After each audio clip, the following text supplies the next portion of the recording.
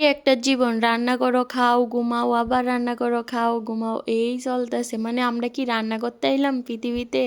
তো যাই হোক, এদিকে বাবা মাংস আনছে। তো ওই দিনকে আমার শরীরটা একদম ভালো ছিল না, তার লেগে একদম শর্টকাটে মানে খুব সাধারণভাবে এক লগে সব কিছু মিশিয়ে টিশিয়ে রান্নাটা করালাম। যেহেতু মাংস আনছে তো রান্না তো করতেই হইব, ঠিক না? তো ওইদিকে আমি সব মশলা যা যা লাগে সব কিছু একদম দিয়ে টিয়ে সাথে একটু তেল টেল দিয়ে সেরা মাইখা রেখে দিছি 5 মিনিটের মতন। তারপর কড়াইতে একটু তেল দিয়া পেঁয়াজ কুচি আর 2টা তেজপাতা দিয়ে সেরা ভাজা কইরা মাংসগুলির একসাথে দিয়া দিছি। তো এখানে আমি ডাইক্কা ডাইক্কা কিছুক্ষণ ভাজা ভাজা হয়েছে পরে তারপরে এখানে জল দিয়ে দিছি। তো জলটা সিদ্ধ হওয়ার পরে আমি এখানে গুঁড়া মশলা দিয়া তরকারিটা নামাই নি। তোমরা কে কে এভাবে রান্না করে খাও অবশ্যই কমেন্টে জানাই যেও। তো আজকের মতন আমার ব্লগটা এইটুকুই, কিরকম লাগছে অবশ্যই একটা কমেন্টে জানাই যেও। সবাই টাটা।